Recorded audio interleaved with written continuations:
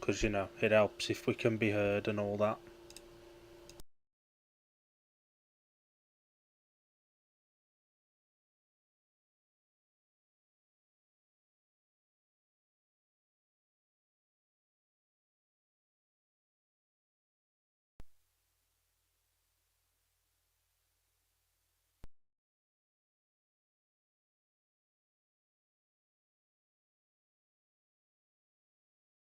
One, two, three, 1, 2, 3, 4, 5, 6, 7, 8, 9, 10. Who the bloody hell taught you to count, man?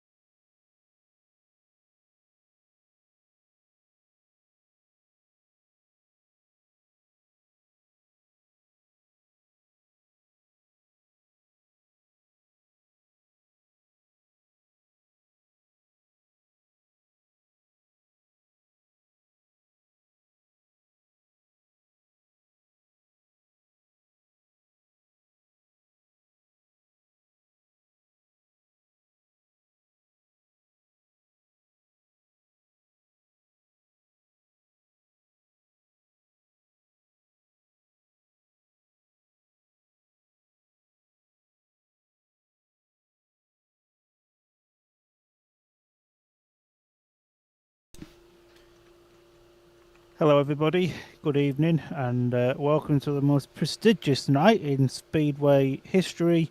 As we, I would say proudly, but we present the second the second ever Dafta Awards, joined by the co-host of the evening, Mr. Dill. How are we doing tonight? Rough, man. Really, really rough. so this is something, but we said we'd do it, so we'll do it.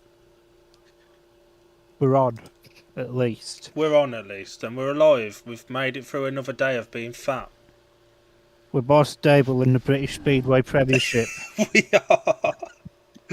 We certainly are. As Palmer said, Daftas are back. It is exactly what it says on the tin. It's our version of the BAFTAs, but with two daft folks.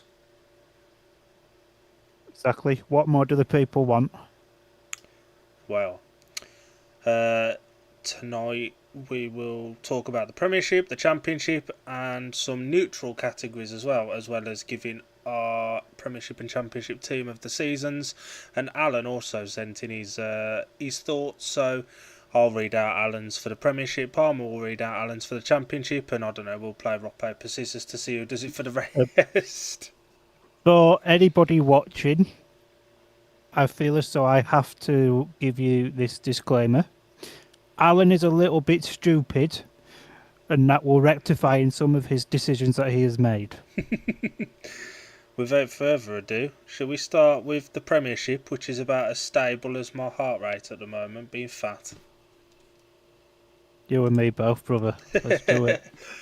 Do we start with Rider of the Season, or do we start from the bottom and work our way up? We'll work from the bottom and we'll work our way up. Oh, we're starting on a zinger first then. We're doing our excuse of the season.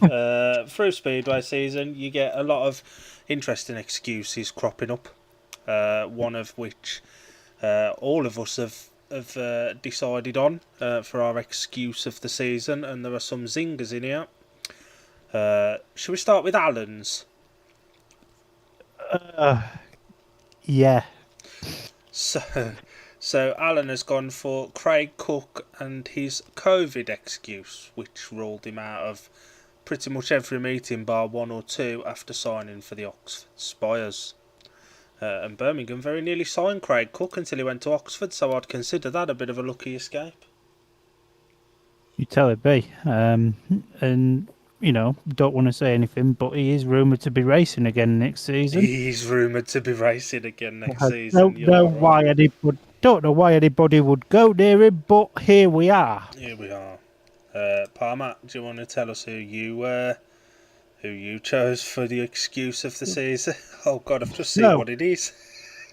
My excuse of the season, ironically, comes from Birmingham, where I believe it was Nigel Tolley that blamed the shale. which baffled me at the time. It still baffles me now, but it is what it is. Now, having worked at Birmingham, I know what Nigel was trying to say. The shale was shit. It's because they had their own shale, which was crap, and then when Wolves closed, they brought their shale and tried to bed it in, and it just made the track worse. They should have left it either with their original shale, which was a bag of SH1T, or dug it all up and bedded the Monmore one in properly, rather than just sprinkling it on the top. They tried to put two compounds together that did not work, and it ended up being an absolute disaster. So I do understand what he was trying to say with that one. He maybe could have worded it better to his public. Yeah, you have to kind of But be on the inside to have known what the issue was. Because the Monmore shower was great, but when you put it in with the stuff they already had, which was crap, it was, you know, it was like trying to put a fire out with a cup of water. tough gig then. So yeah, it was difficult. My excuse of the season, I don't know if this became public knowledge or not, but it's one that was spoke internally around Speedway. Mark Lemon blaming fuel for their first loss at Ipswich. That really heavy defeat Bellevue had. Mark Lemon said that his riders were, and I quote, on different fuel to the Ipswich riders. That's funny, that, isn't it? Yeah, it's shocking, ain't it? It fits perfectly for this category. Yeah. I think we've got a winner for that. I think we have got a winner for that one. So who's getting the Dafta? I'll let you pick the Dafta for that one. So, the winner of the excuse of the season, Dafter, only goes to our favourite snotty-nosed Aussie favourite, Mark Lemon, and his excuse of fuel. Oh boy, hang on. Let me find the soundbite.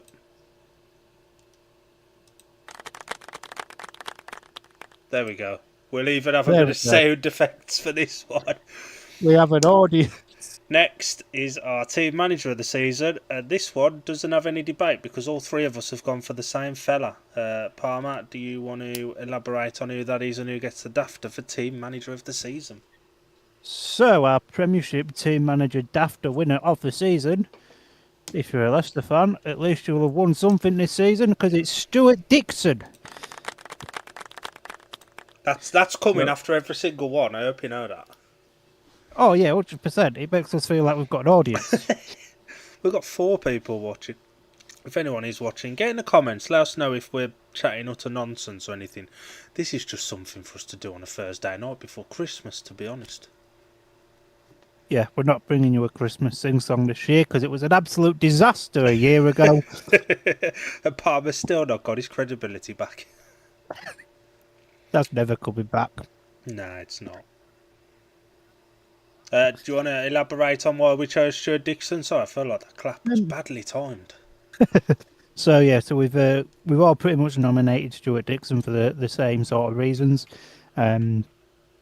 First of all, he's got his team into two grand finals on the bounce. Admittedly, they lost them both.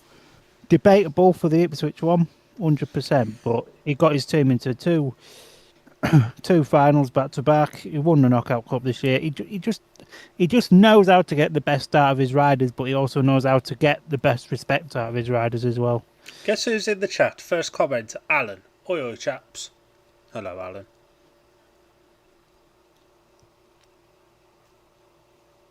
Moving on.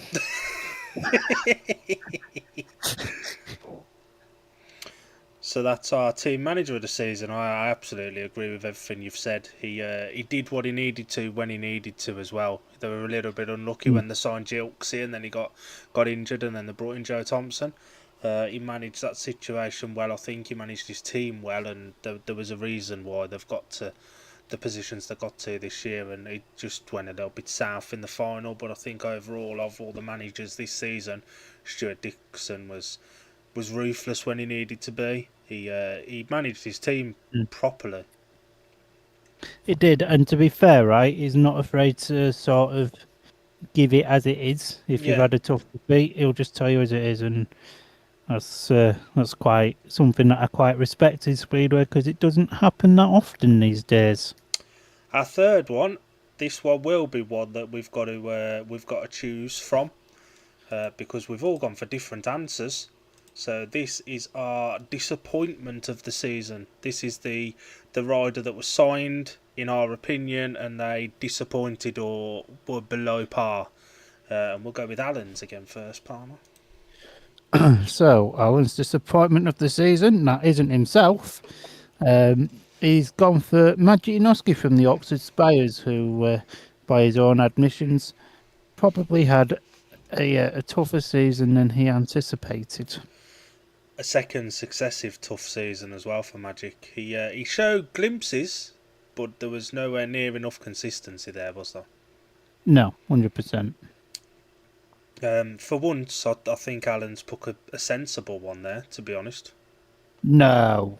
I know, shocking, ain't it? Palmer, your disappointment of the season. I nearly said rider of the season, then definitely not.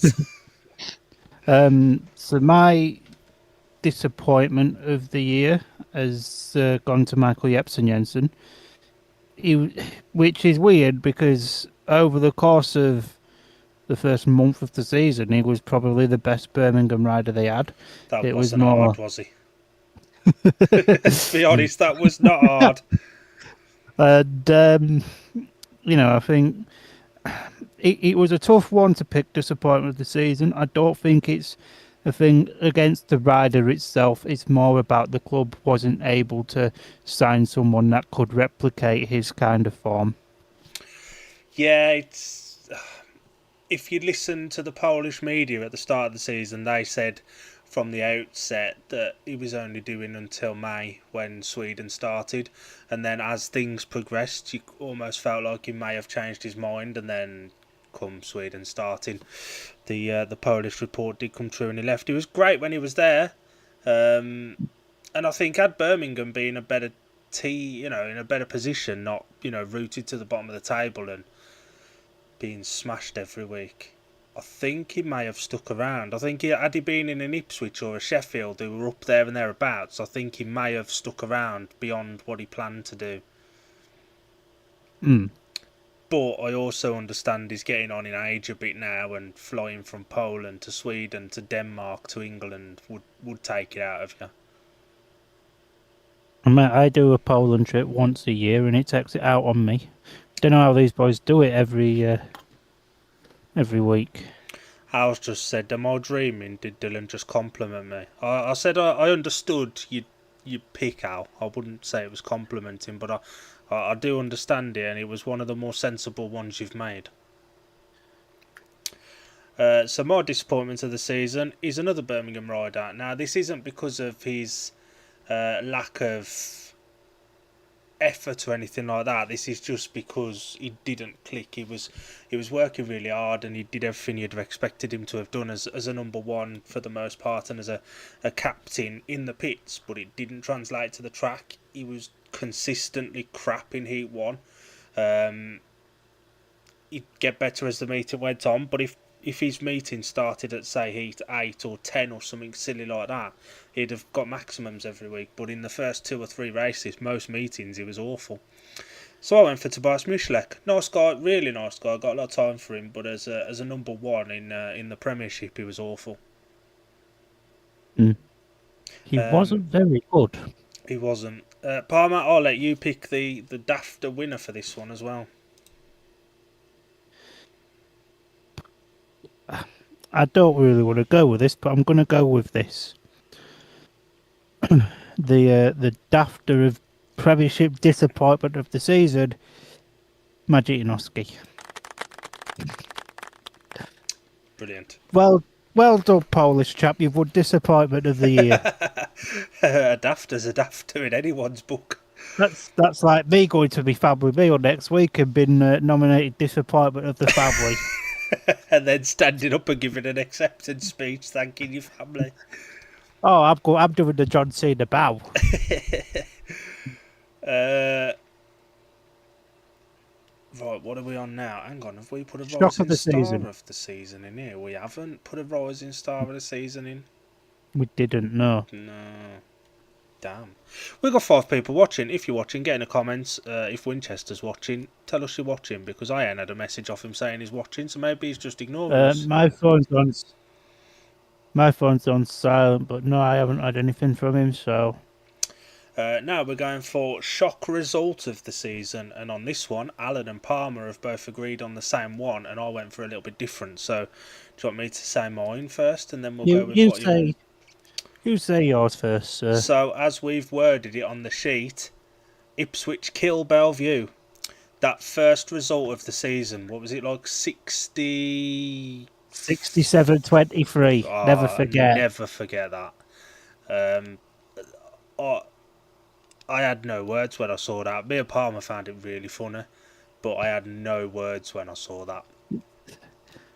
It was a shock, to say the least. I mean, we know we all get shock results at the start of the season. That one was like, wow.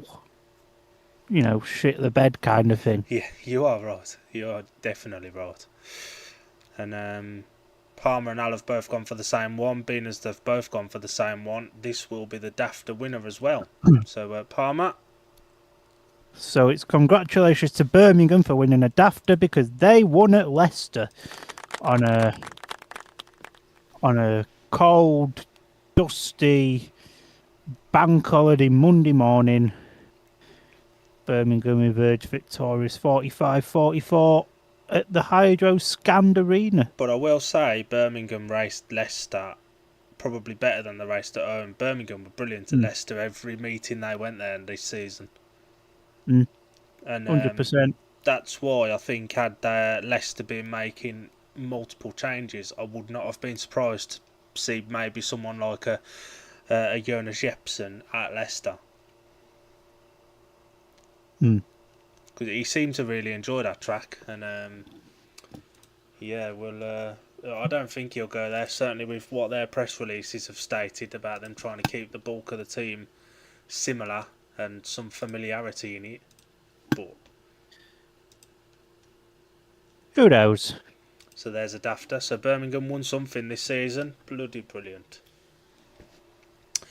So here's one that me and Alan have agreed on. Impact signing of the season. A signing that was made after the start of the season and came in and had an impact on proceedings. So the winner of this one will be the one that me and Alan have said, because 2 of us have said the same one. So we'll go with what Palmer said first, which has just changed actually.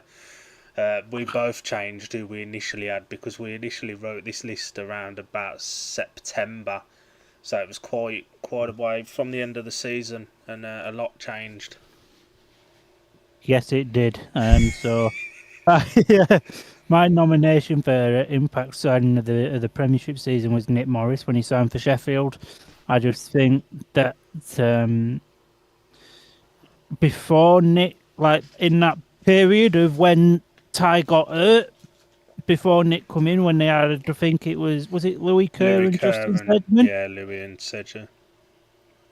When, that was a bang average team, and I think signing Nick Morris turned that bang average team into a team that was a little bit better than bang average.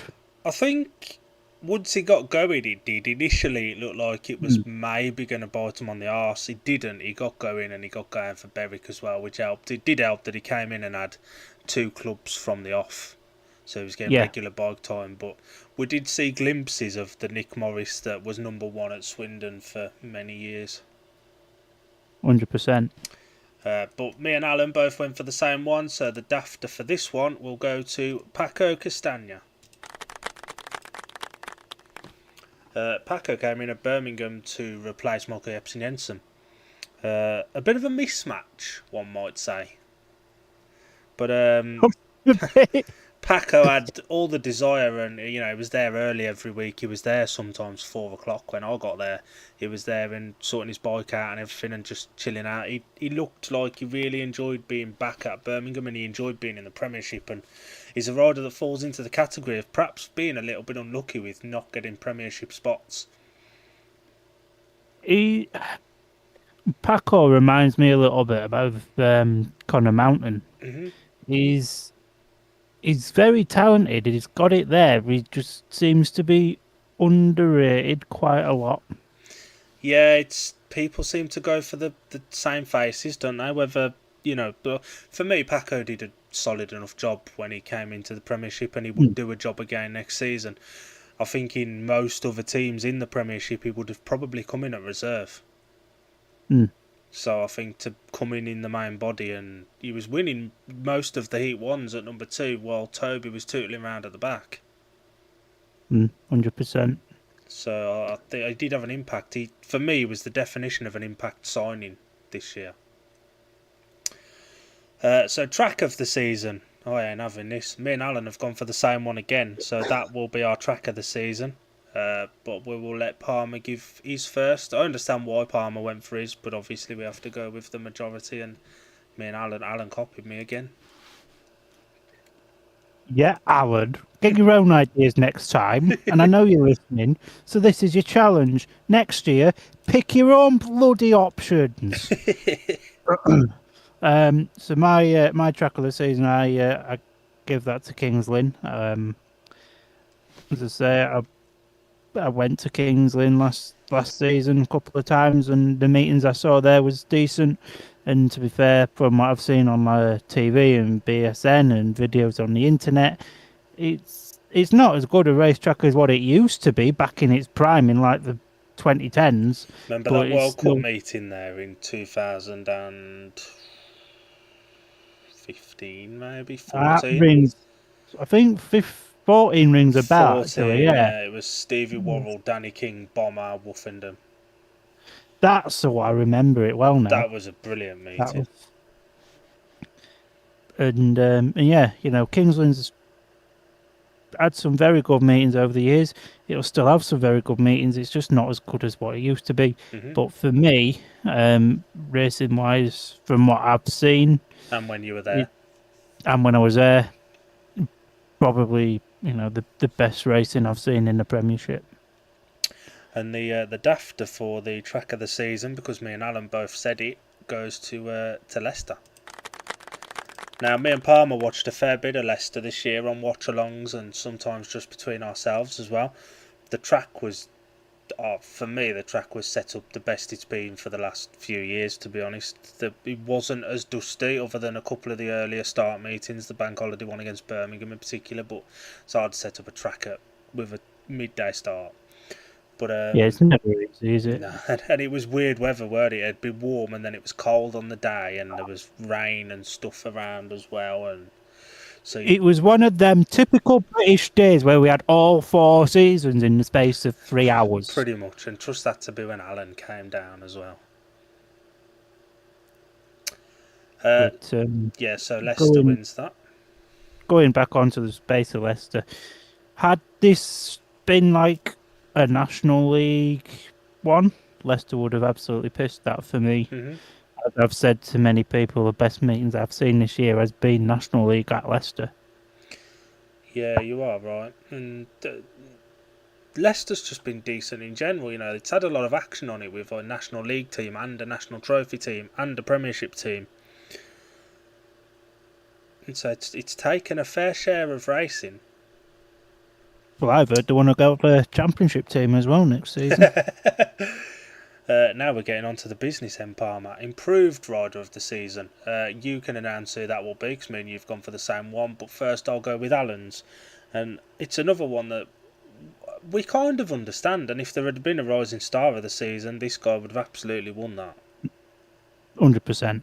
Alan went for Leon Flint at Sheffield. He was sublime, wasn't he? He offered something so useful at reserve for Sheffield at number 7, and when he moved into the main body, you noticed that change.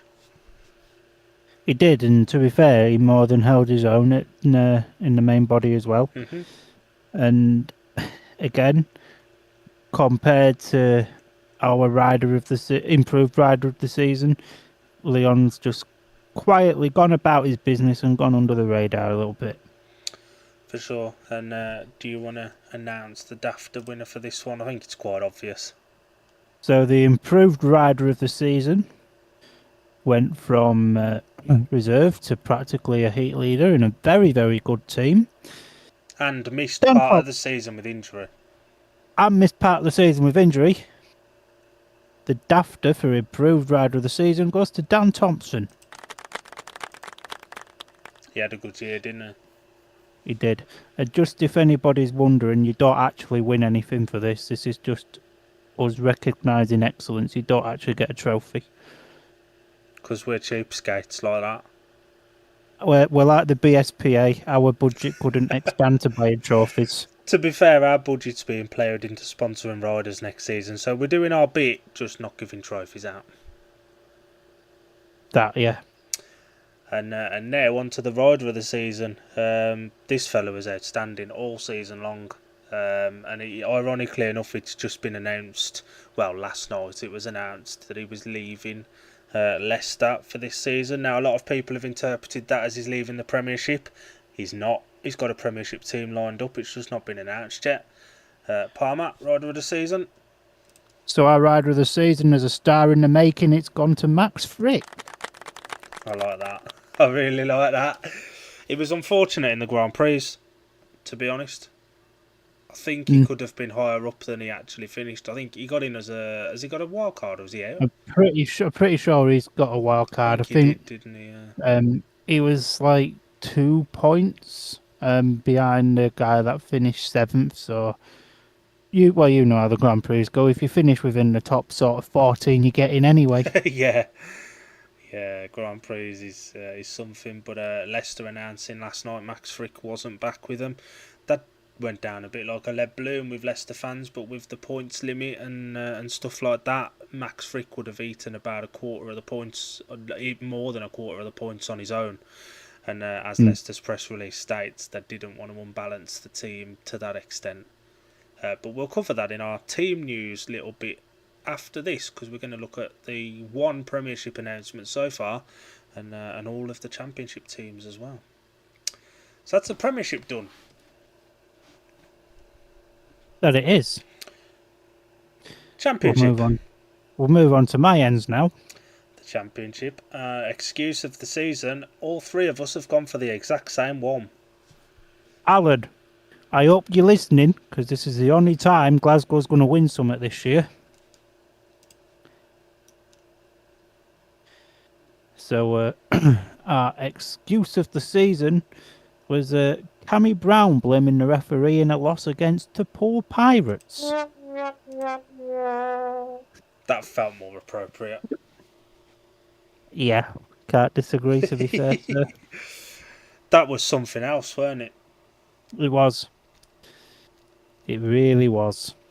There's not a lot to say about that, but the stuff Cammy came out with after that meeting was, I think it was up there as probably one of the most stupid excuses I've heard after Mark Lemon's fuel one. Yeah, I can agree to that. We'll very quickly now move on to the team manager of the season. I'll let Palmer tell who Alan went for. Me and Palmer went for the same one. Alan went for someone different, and the one who Alan went for is somebody that Palmer knows very well. But it is. So, Alan's team manager of the season. Don't know why, because his team finished bottom. David Howe. And we don't know Alan's reasons for that. I don't think Alan knows Alan's reasons for that, to be honest. Alan just wanted to be different from us and don't, give it to Cammy Brown. Yeah, it's true. So the team manager of the season, he managed his team to multiple finals, ran Poole very close, and actually then took the BSN Series title off Poole at Wimborne Road. Our team manager of the season is the Red Car Bears manager, Gavin Parr. Do you want to explain why? To be fair, I think you said it in your little intro, but yeah, Gav's a great guy. He's always up for a bit of a laugh, especially when is it Scunny? He'll always come and say hello to me. And to be fair, he's just a brilliant bloke. And a bit like Stuart Dixon. He knows how to motivate his riders, but he also knows how to get respect out of his riders if meetings aren't going too swimmingly. And you could see what it meant to him, couldn't you, when he won that BSN series title? You know, it came so close in the playoffs and in the knockout cup as well, I think it was, and you know, to see his team get over the line, all the hard work they'd put in, it would have been almost an injustice had Redcar not won anything this season. And then they go put the team out for 2026. Alan's explained his reasoning behind David Howe in the comments. Oh, he says, Jesus. due to him keeping the team motivated, even though they were bottom of the table in general, he stuck by his team, and I respect it. Al, question for you here, and this is coming from somebody that's worked behind the scenes at that team. How do you know he kept that team motivated? It's a good question. Oh, here's one that all three of us agree on. That's been a rarity in this, but Palmer, you saw this guy race, so we'll allow you to give our championship disappointment of the season.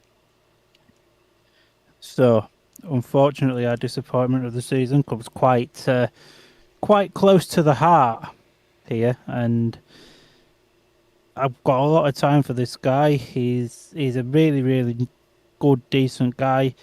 He just had a very poor season, and it didn't help that this guy was in a very poor team. But disappointed of the season went to Steve Worrell.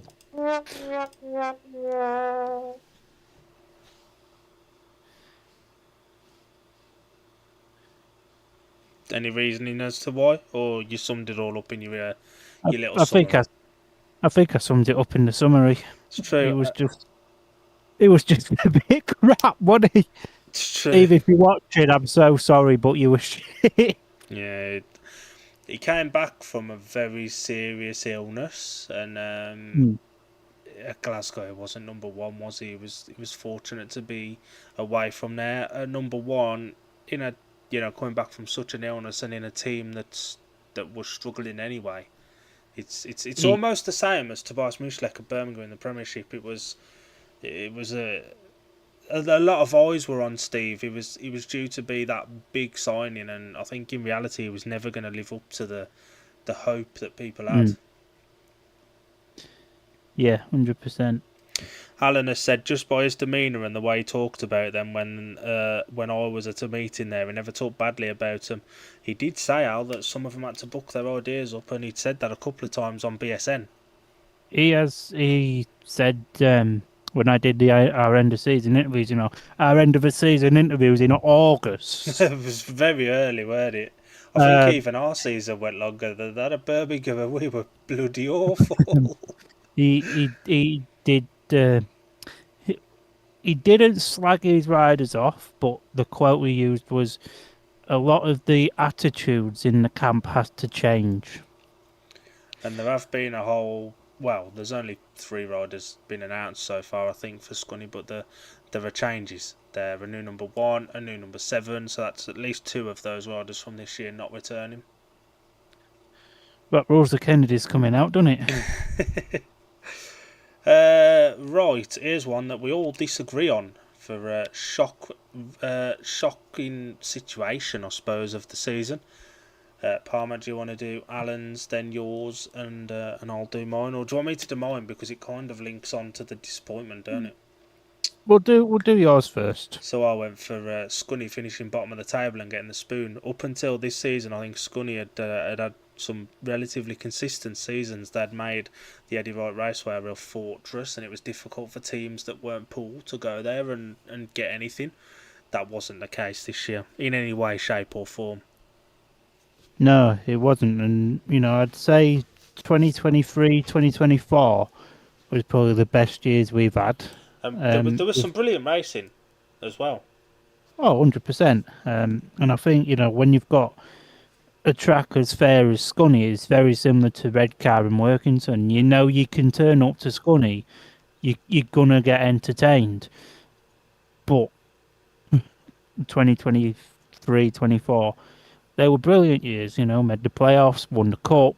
It was fantastic. And it just, from a Scunthorpe perspective, it felt like we'd gone from being that Cinderella club, that nearly club that almost got there, to a club that, was meant to have been a force to have been reckoned with. So it feels like we've taken 2 steps forward and we've taken 5 steps back.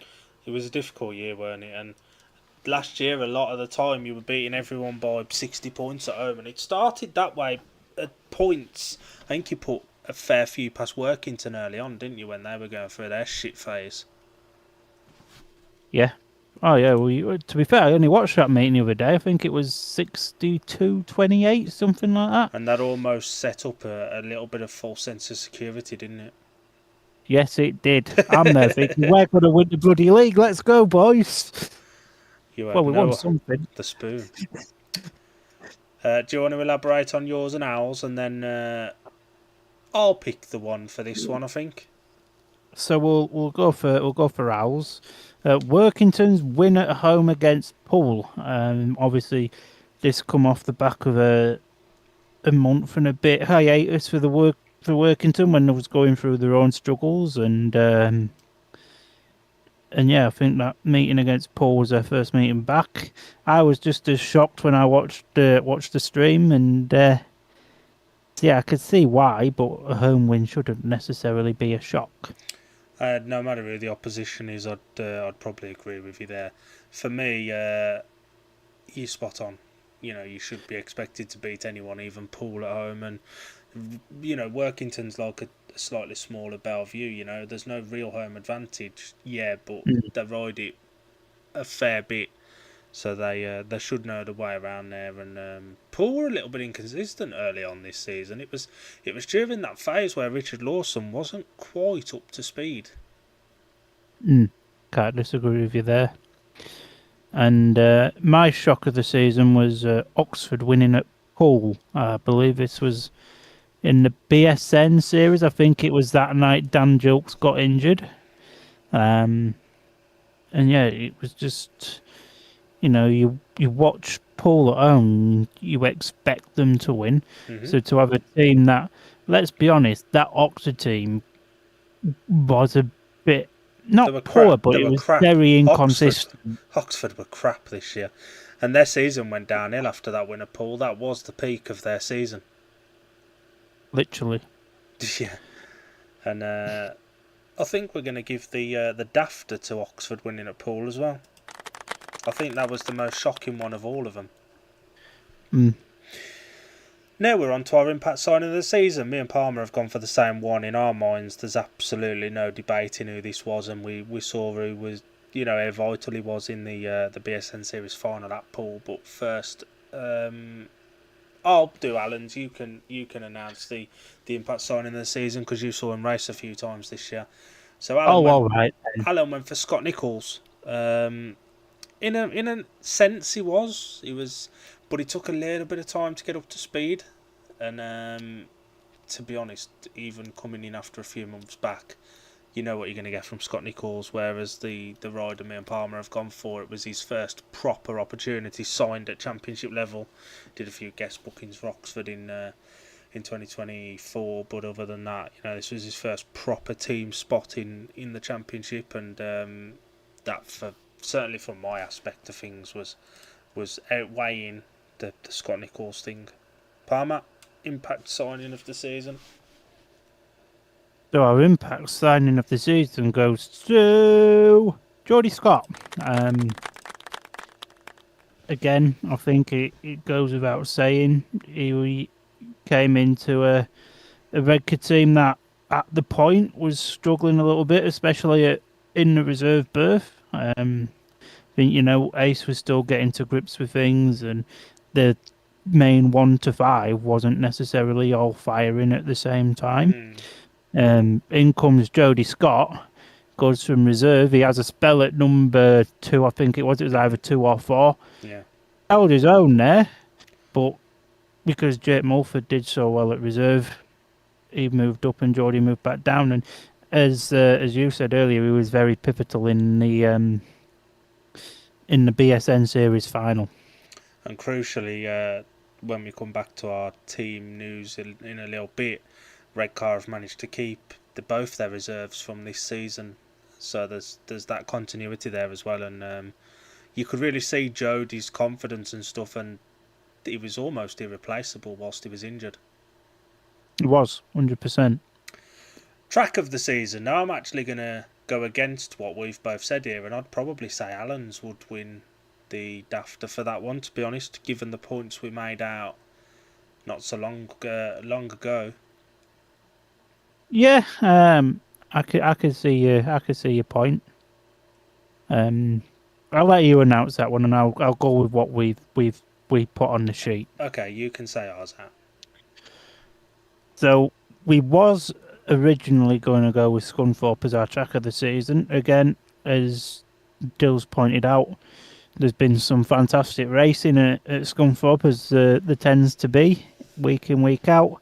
But I think the team or the track that has picked Scunthorpe fully deserves it, as it's as I've mentioned many times, it's my favourite place to go and watch Speedway. And it's a place I'm really looking forward to going to watch Speedway next year. I watched a lot of meetings from the Echo Arena this season, and it was really good. So our Dafta for track of the season goes to Redcar. Here's another one. Oh God, these top two we disagree on. All of us have got different answers for all of them. Oh crikey, Riley. Do you want to pick the Dafta for improved, and I'll go for rider of the season? Go on then. So, improved rider of the season. We all had different answers on this one. Do you want to read out Alan's first? I understand this one, but if we'd have done this at the end of the season, for me, this guy wouldn't have been anywhere near. No, and apparently this rider had pneumonia for half the season, according to what apparently got said in the Speedway Star. I haven't read the Speedway Star yet. I only really get it to look at the pictures anyway. But Alan went for Victor Palavara. Again, I can see why. I think he started the season at reserve, and then, when he's getting 20 points a meeting, you're always going to go straight to number one, aren't you? So I could see his point of view, but Alan, you're wrong. Yeah, he struggled when he went to number one, didn't he? That pneumonia for half a season's almost a convenient excuse as to when his form dipped as well. It just so happens to line up from when he moved up from reserve. Now, I don't want to say too much here, but Victor Palavara has Edinburgh connections. Craig Cook has Edinburgh connections. Ironically, Victor Palavara replaced Craig Cook at Oxford. The irony of that. Just saying.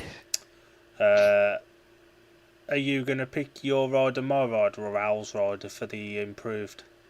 Oh, I don't know. I think don't pick yours. Other than yours. Ours, that should tell you who I'm going to pick for rider of the season. So don't pick yours. Well, I won't pick mine then. Thanks. But I'll give me reasonings for it. Hallen's just said that may be a shape for excuse of the season. It's got a point. Oh, stop having points, Al, for God's sake. So my improved rider of the season was Drew Kemp. He went from second string at the start of the season to having a spell at number one at Berwick in a team that ended up having Jonas Shepson, Peter Kilderman, Nick Morris, Drew Kemp, which are four potential number ones in any championship standard team. So I thought he was deserving of improved rider of the season, but I think the other guy takes it. So I went for... This is nothing to do with the fact that we sponsor him and work with him and have become very good friends with him and his family over the last 5 or 6 months, but he was absolutely pivotal when Jody Scott was injured. He stepped up to cover for both reserve spots, really. Had some brilliant race wins, some brilliant races. The notable race win against Anders Rowe in Heat 4 against Poole in the... Was it? I think it was. I think it might have been the Cup final. I think you might be. But you were there for that one, weren't you? No, I wasn't. Were you not there for that one? Did we bloody watch along. It was that one, weren't it? When that Danish twat wiped him out. But to be fair, they so at the Redcar end of season they they showed basically the 5 or 6 best races of the season from Redcar. That race comes second. What was first then? It was one that involved Charles Wright, and you know what Redcar fans are like Of with course Wrighty. it was. He wasn't particularly great this year, in my opinion, but that's just my opinion. So the Dafta for the improved rider of the season goes to Ace Piper for all of the above mentioned reasons. Now we're going to cover the championship rider of the season. So if you want to read out Alan's and then yours, and then I'll announce the winner. No, because I'm changing mine. Because then, Oh, and I've changed mine based on the reasons he got my improved rider of the season. fair enough. So Alan went for Sam Masters because Alan probably looked at the averages, thought his average looks high, so we'll pick him. He did okay. I've said this before. I don't think he was as consistent this year as he has been in previous seasons. I know it's a bit like Steve Worrell. It's difficult to stand out in a team that's not performing to an extent. I think Sam had a season very similar to Luke Harrison at Scunny, where he didn't necessarily stand out, but he was the most consistent performer in a very poor team. Yeah, I think he finished with an high average. He's up there, but for me, I don't think it was the best season Sam Masters has had. Nor do I think it's the best season he's had at Oxford either. And our rider of the season, Dafta, the last one, goes to Drew Kemp. As Palmer said, he finished at number 1 in a team which had, up to 4 number 1s in it. Nick Morris, number 1 experience. Jonas Jepsen, 8.2 average he finished on. Peter Kilderman, former Grand Prix rider, and international experience as well. So for Drew Kemp to really knuckle down and be a number 1 in a team with those 3 riders in it shows just how much he kicked on this season. And I think Stuart Dixon will be happy with how Drew did. I don't know if he fits back in at Berwick now. I don't think he fits now, does he, anyway? But there is rumours as to him potentially missing British Speedway. I think that'd be a shame if he did, at championship level anyway. I think that'd be a shame if he did. I think another season at championship level to really solidify himself as that number 1 would do him the world of good. Who knows? Maybe he can win next year's Impact signing of the season. Here are the controversial ones. Here are some controversial ones. Although we agree on most of this. Me and you do. The ones that me and you don't agree on, Alan's gone for something different on the watch along of the season. You and Alan agree on the ref one. So shall we start with watch along of the season? Palmer, the Dafta for that one. The Dafta for watch along of the season, we've probably done about 3 or 4 watch alongs with these two teams. Yeah. So I can't remember exactly which one it was, but our watch along of the season went to Oxford versus Poole. We'll just quickly shoot through these ones to get onto our teams of the season and then the team updates as well. We've been live for 48.5 minutes so far.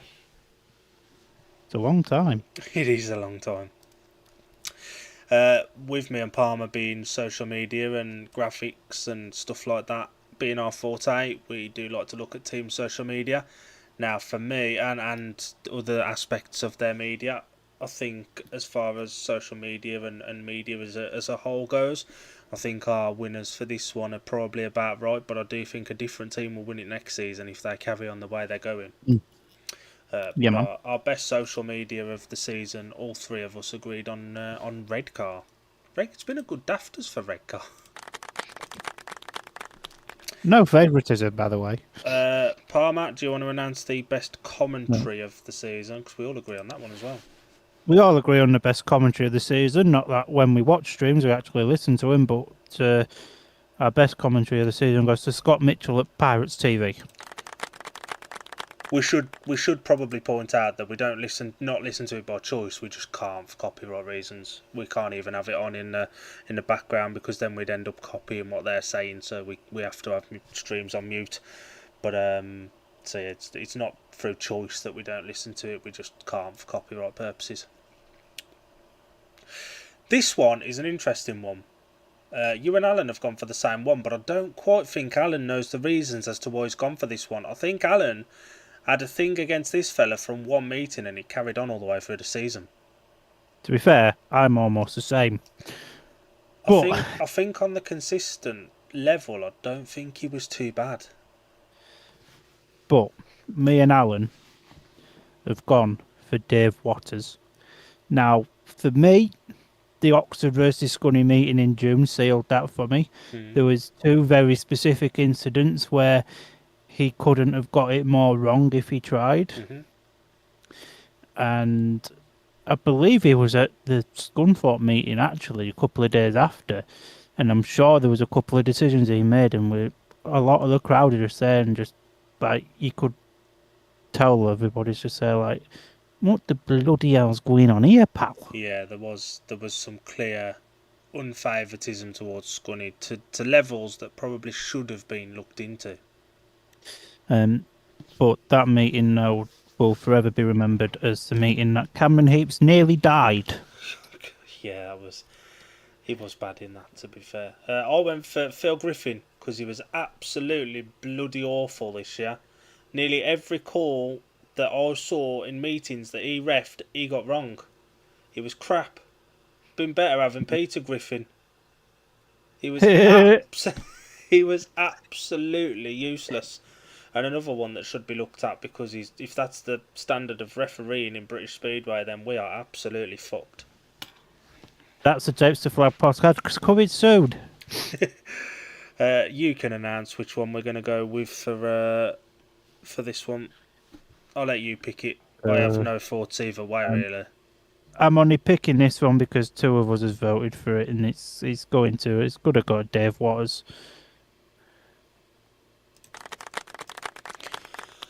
And that's all of our categories done. Right, now our teams of the season. We'll start with Alan's because he's not here, and we won't give our thoughts either way on it. We'll just read out the teams of the season, and then we'll crack on with the signings. So Palmer, if you want to do his championship team, and I'll do his premiership one. So McNally has gone for his championship team of the season, being Sam Masters, Villad's Nigel, Fraser Bowes, Zach Cook, Danny King, Jonathan Grant, Luke Harrison. I agree with most of it, barring Vilad's Nigel that missed more meetings than he raced after signing for Glasgow. His premiership team is a little bit more sensible. Max Frick, Dan Bewley, Jason Doyle, Eric Riss. That's an interesting one considering he missed half of the season though. Matty Zagar, Nicola Clint and Leon Flint. Now on to your and the team, crowd Palmer. go mild. Now on to your teams of the season, starting with the championship. So my championship team consists of Richard Lawson, Dan Thompson, Drew Kemp, Jonas Jepsen, Luke Harrison, Jonathan Grant and Jody Scott. I love what you've put in the middle of Luke Harrison's name there. Those that know, know. And my premiership team has gone for Max Frick, Ryan Douglas, Richard Lawson, Keenan Rowe, Jack Alder and both the Thompson twins.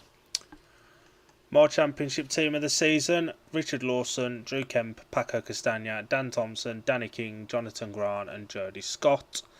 And my premiership team of the season is Max Frick, Ryan Douglas, Danny King, Keenan Rowe, Anders Rowe, Dan Thompson and Leon Flint. And now we look at the team news for the confirmed signings for next season. Have you got the sheet open? I have indeed. Do you want me to cover the singular premiership one and then we'll just alternate? Oh, go on then. So the first Premiership signing of the season has been announced this morning by the Leicester Lions, who have signed Dan Thompson on an average of 5.87 with the British reduction. He moves back to the Hydro Scand Arena, as it was called this season. It'll probably be something else next year. After a couple of successful seasons at Ipswich. And I think that's a really good start to their team building and really does solidify that middle order as well. And with that signing and the Premiership points limit being confirmed as 37 points for 6 riders, Leicester have 31.13 remaining for their other 5 riders, and Max Frick will not be one of them.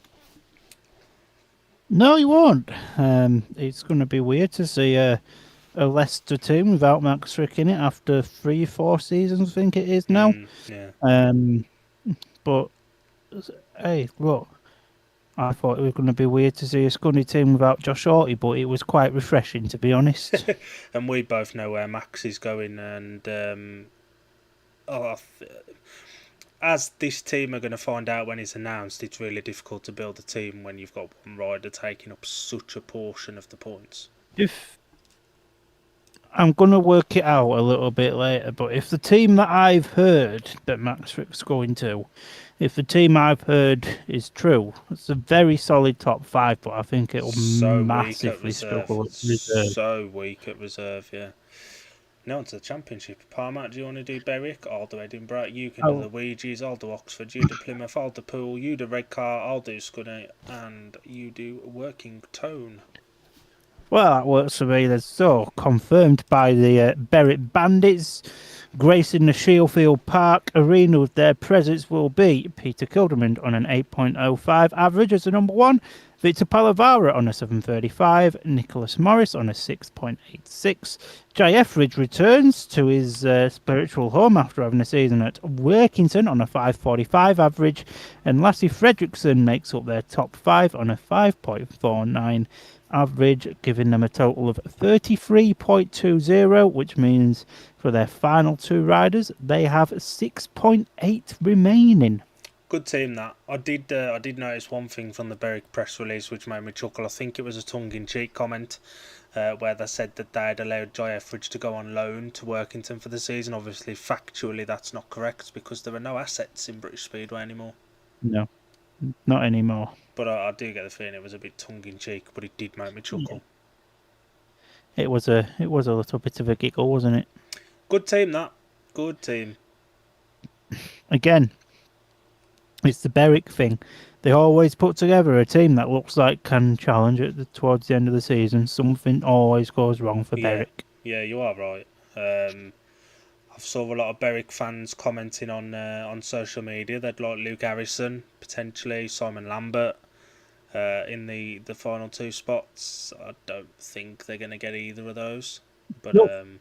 They can't fit both in. No, they can't. But it's a good-looking top 5, and if they get those reserve berths right, they've got a good team. And obviously we know one of them will not be Dale Wood returning because he'll be talked about in a little while.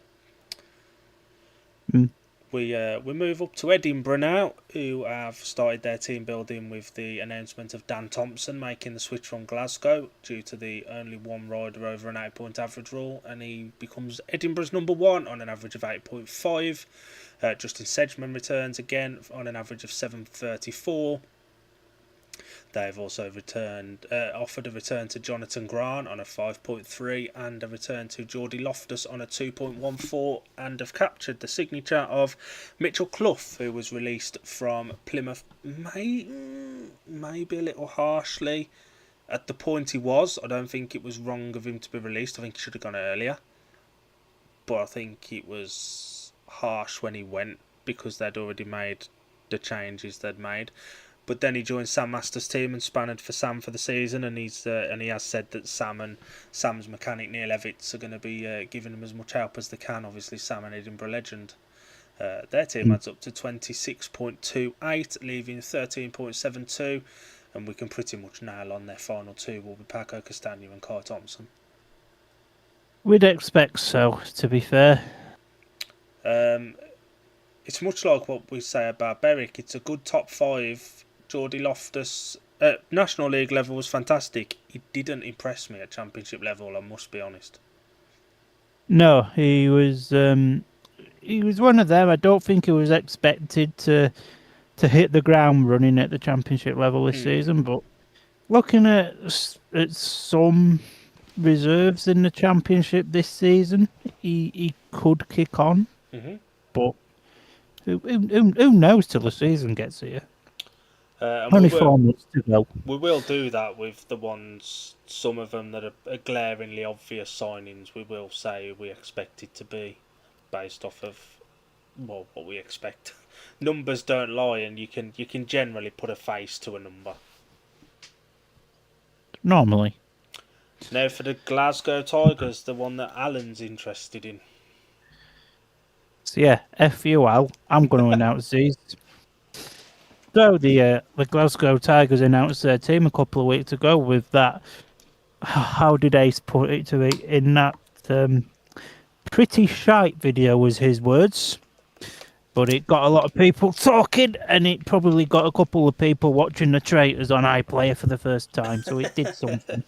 And their set looks like this, with Chris Harris leading the charge at number 1 with an 8.9 average. Kyle Howarth returns, as well as Leon Flint on a 792 and 695 average, respectively, whereas Freddie Hodder returns to the Tigers in a reserve berth on a 2.63 average. Sam Hagan joins the Tigers after back-to-back under-21 titles at Glasgow on a 348 average. And in the middle order, they have 2 5.N exactly making their debuts in British Speedway, and Kevin Yule Pedersen, who I saw at Workington and thought he was very good, and Mario Housel, who won the SON2 with Vista Del Germany. Team total 39.88, which leaves 0.12 under the limit. That's a team that's going to be dominant at home. 100%. But it's also a team that's going to take a tonking or two on the road. Yeah, 100%. I can't disagree with that, to be fair, sir. I think Glasgow will benefit from Sam Hagan's experience as well to help Freddie Hodder. Obviously, they had Freddie Hodder and Max Perry. We did a couple of watch-alongs on Glasgow. They just never fired at the same time. If Sam Hagan and Freddie Hodder can fire at the same time, brilliant, but you won't get the levels of inconsistency from Sam Hagan that you did have from the pairing of Freddie Hodder and Max Perry. 100%. But it's a decent looking team. It's a team that I don't think it's a league winning team. I think there's too many unknowns yet. It depends on how Kevin and Mario settle in. Kevin, we kind of know what we're going to get. Mario's a complete unknown at this point.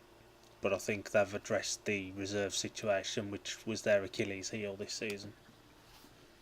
100%. I cannot disagree with you there, sir, at all. Bloody hell, we're agreeing on things. Are you all right? You need to check your temperature. It's Christmas. Let's just pretend to be friends for a stream.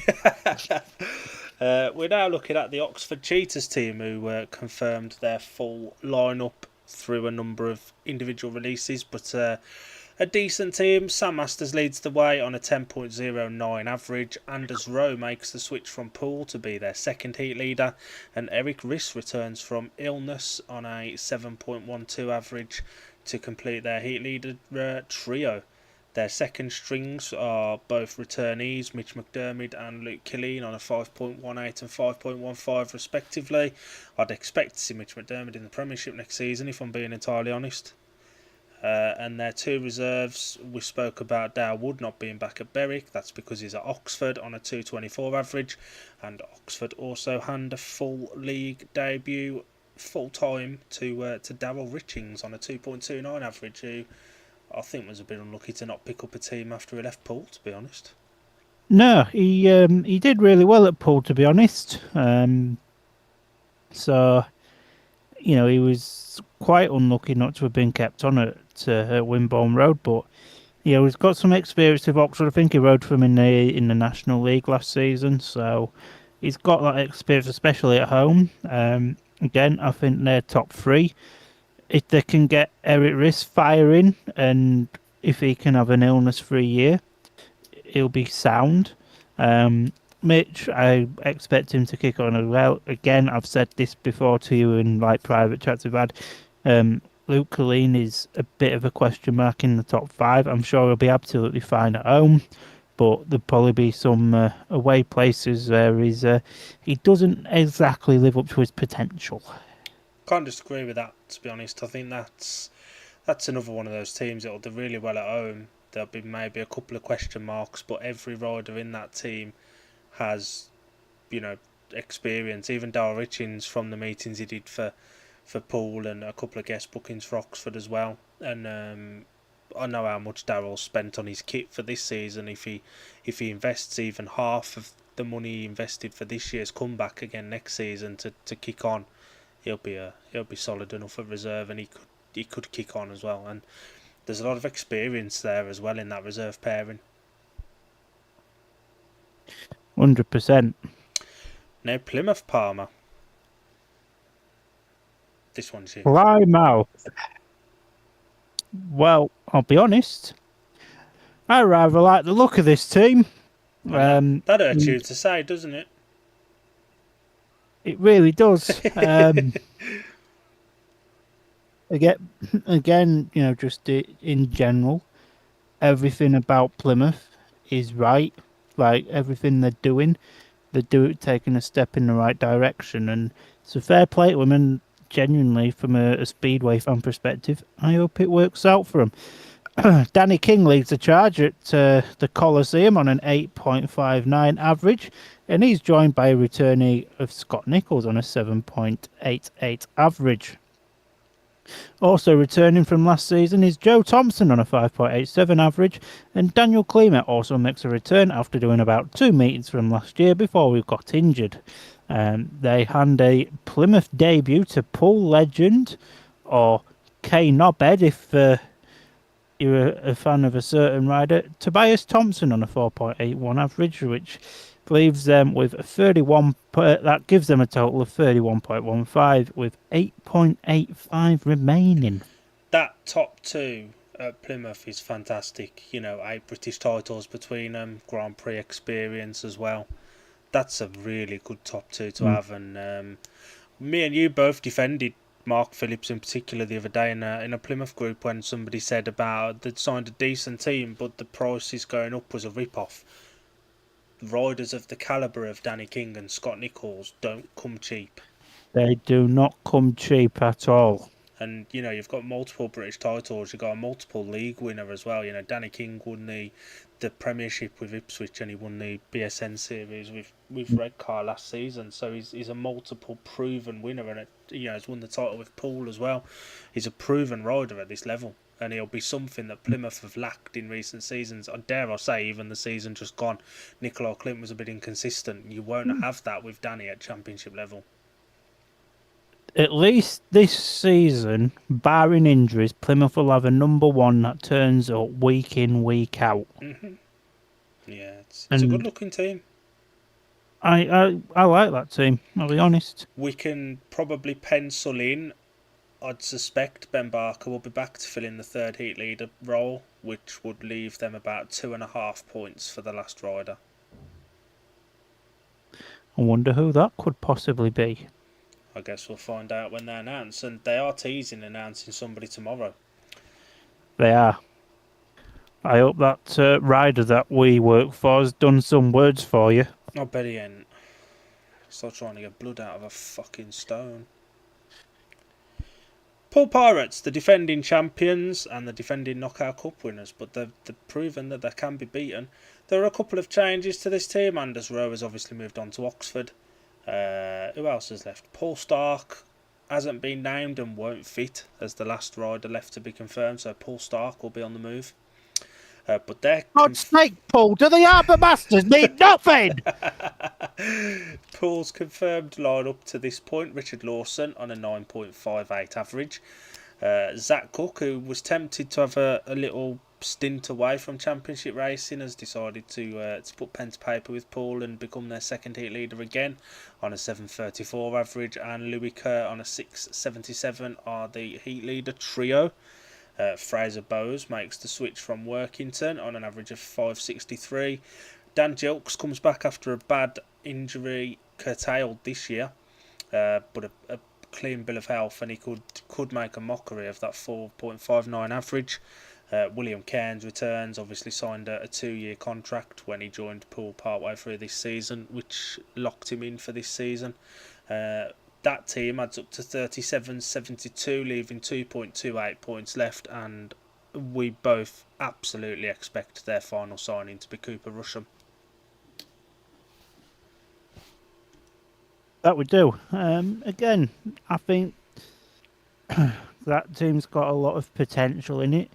You know what you're going to get from Richard. You know what you're going to get from Zach. Louis can be a bit inconsistent, but when he needs to, he he ups his game. I think I saw a stat from Paul the other day actually saying that Louis raced every meeting for them this season. See, I thought he'd missed one with injury from that crash at Glasgow, but maybe he didn't. Can't remember now. I know he got concussed at Glasgow, didn't he? But it may have been a period where they didn't have a meeting for a couple of weeks. But I'm sure I saw somewhere Louis had raced every meeting for Paul this season, and that's pivotal for Louis as well. Massively, to have basically an injury-free season is massive for Louis. And again, Fraser, you don't know what you're going to get. Obviously, it's been well documented on social medias that he's had some attitude issues. We can definitively say, though, he will not get away with those attitude issues with Neil Midudic. Absolutely not. And I think, again, having someone like Lawson, Zach and Louis around him will do him a world of good. Neil Midudic has worked with some of the most controversial riders in World Speedway, you know, Chris Alder, Darcy Ward, people like that, and he's managed to form really good relationships with them, so it shows what he can do. So he any attitude issues that Fraser goes in with, not saying he will, but we saw where the Workington thing ended. Any attitude issues he goes in with will be very, very quickly stamped out of him. 100%. Jilksy, like you said, I think he'll make a mockery of his 4.5 average. If he stays injury-free, I could see Dan Jilks getting into one of them heat leader positions. I do. If he has an injury-free season, I could see him putting 2 points on his average. 100%. And William Cairns, again, I like the guy, and it's not too early for him, but I think in that sort of team, especially with him gonna be the more senior reserve, that puts quite a bit of pressure on him. To start off with, anyway. You've took the thought right out of my head. It's as if you've just slid in and pinched it. If as we expect, the final signing is Cooper Rusham, there's a lot of pressure on William Cairns for the little experience he has at championship level to cover for the inexperience of Cooper to start with, and he didn't have that this season. Paul Stark shouldered that as the more experienced rider, but Cairns, he slips into that role now. Again, Paul, do the Harbour Masters mean nothing? Onto Redcar, and I was very, very, very fortunate to be at their Christmas party in their team reveal, and to be fair, all 7 of these come out to a positive reception. Charles Wright leads the way at number 1 because, of course, he does. Charles Wright and Redcar Bears go hand in hand like summer and Lipton iced tea. And he joins on an 8.88 average, so 3 fat ladies there. Bingo. If you're a bingo caller. Joining him at number 2, this one hurts a little bit, but I wish him nothing but every success with the Bears.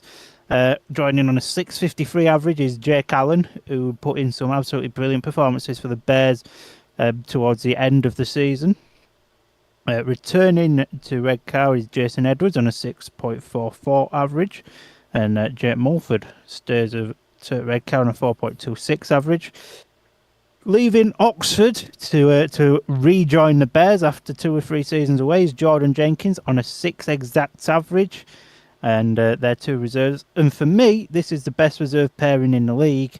In Ace Piper on a 4.04 average and Jody Scott on a 3.82 average. I think both of them guys can make a mockery of their averages. And I think statistically as well, that will be the best reserve pairing in the league as well. Daniel Klima will start at reserve. He has potential, but average-wise, statistically, this will be the best two reserves in the league as a pairing. And their experience of riding together this season, and they get on with each other really well as well. Obviously, when Jody was injured, he was helping Ace out, and that you often see them talking to each other in the pits as well. So it's good to have a bond there. That red car team's a playoff team all day long. And I mean, to be fair, I saw him at the Christmas do. Righty kind of just kept himself to himself. Righty did righty things, but all the others of them, they was all propping up at the bar. I mean, Jody Scott bought everybody a shot, and What a boy! can't confirm I participated in helping consume a few. Oh, what a night that was! And it's just all round good. Even Jake Allen, who will probably admit himself is not the most sociable character in Speedway, even he was getting involved and getting some drinks in and everything. So you can already tell there's a good team spirit in that red car camp. And for me, right, that team again, it's a very solid home team. It might take a couple of hefty defeats away, but if they keep that team spirit all season long and have no folly outies and stuff, that could be very good. And people will come back to the Charles Wright and Jake Allen incident from this year, but they both generally are very, very good friends. Unfortunately, they are the best of mates now. I know it pains me to say as well because that was literally the highlight of Scunthorpe's season last year. I don't even think Jake won that scrap though, to be honest. But that could have gone in as our shocking moment of the season. Scrapping 1 minute, hugging the next. It's just like it was almost like a WrestleMania worthy performance, wasn't it? Let's scrap out on track, we'll get back to the pits and then we'll have a little cuddle after. It's like hockey players, and have a scrap and then sometimes they'll just hook on the way to the penalty box. As you do. As you do. Sportsman and adrenaline. A lot for that team for me depends on Jordan Jenkins staying fit. He's had a torrid season this year with injury, and on a 6-point average he's consuming a good portion of those points. Yeah, 100%. Can't disagree with you there, to be fair. Now we look at Palmer's team. The team... We've just looked at that, but Palmer will absolutely be relieved now that the Premiership has been confirmed, because Josh Pickering obviously came out and said that if it was one league, then he may have had a decision to make. But he's not got that decision to make now because there is 2 leagues. But Josh Pickering is their number 1 on a very hefty 11.64 starting average. Connor Mountain returns on a 5.96 average, and Ryan Ingram makes the step up to championship racing on a 2-point average. And we chat to Ryan Ingram on Tuesday the 30th of December, 7 o'clock live on this YouTube. We will be sitting down and having a chinwag with Ryan Ingram. We will. That's a week on Tuesday, so that's like, it's that week in between Christmas and New Year that nobody has a bloody hell what day of the week it is. But if you follow a calendar, it's on the Tuesday. Are we only announced 3? Yeah, I think so. I think you might be right. I don't think you've done any more. There was Pico. There was Pico first, then Ingram followed, and then Mountain the other day. We had Mountain last week. It's a hard one when you know the team and you don't know who's been announced. Yeah. Josh, statistically, at the start of the season anyway, will start as the best number 1 in the league. That average will drop. 100. I think I'm sure Rob told me it was like 2 or 3 meetings. And then even if he gets like 15-point maximums in them meetings, it'll still drop down to like a 9 something. It'll go back to what his old championship average was. Because the same happened this year with Eric at Redcar. Mm-hmm. And when we do our start of season predictions about teams making changes, championship team, for me, Scunny will be the first one to pull the trigger with that. if what I'm told is true, I could agree with you on that. But what I got told originally has backfired. So Has it changed now? yeah, thanks Zach, not bad. Um, Connor, you know what you're gonna get with Connor. You're gonna get 100%. I think he's one of them riders. He just gets his head down, goes about his business. He goes a little bit under the radar sometimes, but solid signing, and it it would almost feel weird to see Connor anywhere else. And I'm really looking forward to seeing how Ryan gets on, especially at home. I think he'll be absolutely fine. He's. I remember when he was doing, and we will talk about this with him when we speak to him on the 30th. But I remember when he used to do amateurs and stuff at Scunny, and he used to say this kid cannot gate, and that's something he sorted out this year. And he was a demon at times on the gate, and if he can carry that on a championship level, Mm. that'll really help him out. And he's very well set up. He obviously gets on really well with the Thompson boys, and that helps him with their experience at this level. 100%. And moving on then to the last team of the championship, the Workington Comets, who apparently we're running an amateur meeting there on Sunday, the 28th of December. So if you've got naff all to do, then get yourself to the GT Tires Arena on the Sorry, 28th. can't do that. I'm at Harry Potter for my birthday. 30 years old and going to Harry Oh, Potter, but sod it. fair enough. So if you're not Dill and you've got nothing to do on the 28th of December, head up to Workington where it's going to be absolutely bloody Baltic, so you can see a load of novices wobbling around a track. You having a I go? Unfortunately, Workington couldn't afford my points money. D&D media star attraction and all that. Oh yeah. But their championship team consists of this so far. Their number one has been confirmed as Jonas Shepson on an 8.2 average.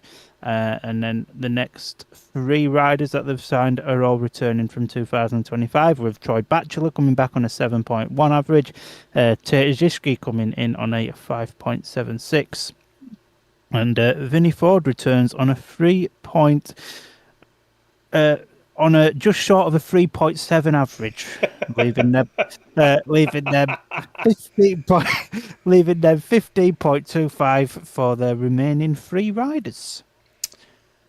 I think that team potentially rules out a return for Antivulas. I mean, for what I understand, they are announcing somebody on Saturday, which would be their second. Well, it would be their second heat leader, Third. not the number one.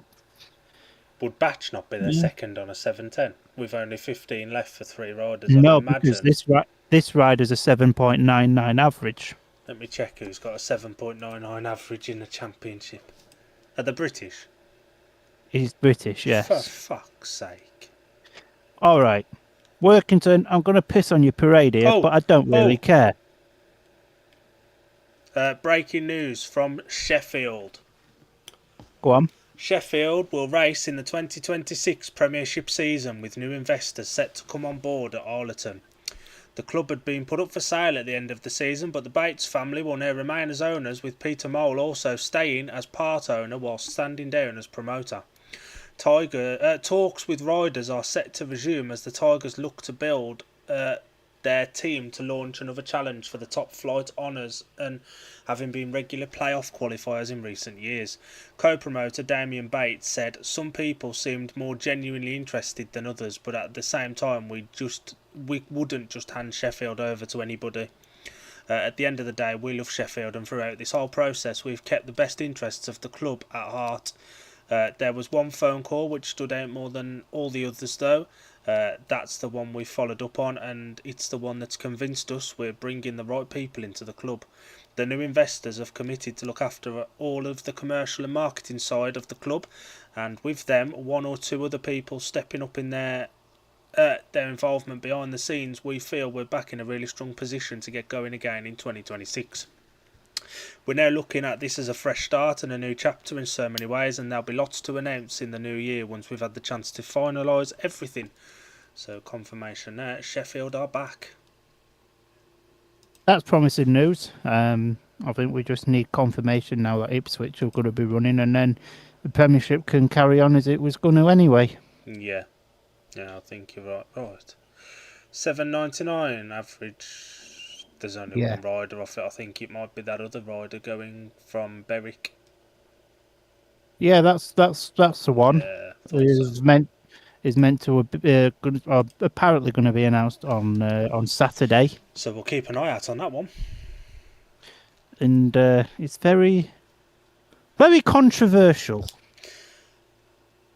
Yeah, yeah, it is. But it's a good team that if he goes there, that would rule out Antivulas returning.